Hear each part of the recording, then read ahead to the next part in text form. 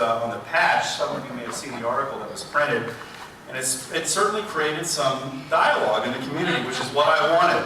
Not all positive, but I think it's really important that we have diversity of people serving on our boards and commissions, diversity of ideas, and the only way to do that really is for your local governing body to really go out and pursue this. And so as mayor, I think it's important that we are one community and that everybody has an opportunity to serve and be engaged. And that's why I'm pleased that Walter's here, because again, he comes from experience, he's done this, he's a native of El Salvador, and I think that he'll bring some unique perspective to this discussion. So with that, what I thought we'd do is start out, give Walter a chance to say hello, talk a little bit about his personal perspective on this, and then we'll open it up for some questions and continue the dialogue from there. So with that, Walter Tejada, Chairman of the Council.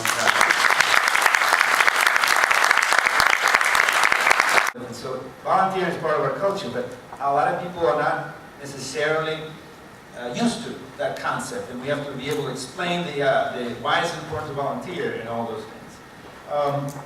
We believe in Arlington that diversity and inclusion is part of a journey that we, particularly who are in political leadership roles, have an obligation to set the tone and to make the residents feel welcomed in the community. And I particularly find that a very important value. And that's why I was thrilled when Scott invited me to be here today, because whenever you want to talk about diversity, and I know sometimes there are some issues related to diversity that might make us a little bit uncomfortable in our seats. You know, it's something we don't really want to talk about. You know, it's just a race issue. No, I don't want to talk about that. You know, I don't want to avoid it. Well, the immigration issue, no, you know, maybe we should leave that alone. It could be a problem. You know, we can't ignore those issues. I think we're best having a civilized, structured conversation about those issues with an air of finding common ground and inclusion and solutions, because the last thing we want to be doing is reacting to ugly racial incidents or something that might happen that may all of us be up in arms, police is involved, all kinds of terrible things are happening. Why not be proactive? And with that in mind, generally, is what in 2008, when I had first the privilege to be chairman of the county board, I decided we would discuss diversity in Arlington.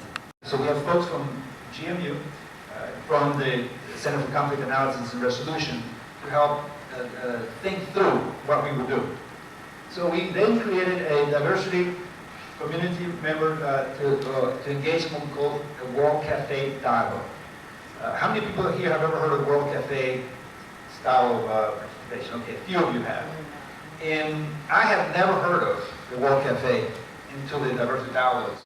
First, this is what they brought to the table. Their differences, means their backgrounds, interests, lifestyles, religions, perspectives. And also, their desire to find ways to improve the quality of life in our community, in our county, in which they work, live, or play. So, in other words, people felt that they were stakeholders, but they weren't included.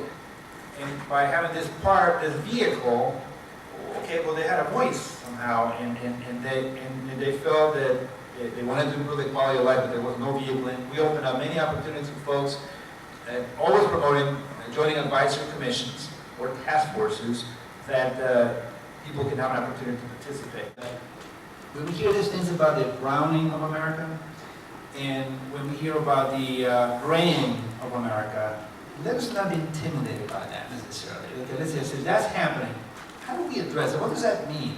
And how do we pass on, and I'll use your city, the city of Fairfax values to newer residents that are now part of our community, so that the values and traditions that we have here in the city of Fairfax can continue and maybe enhanced by the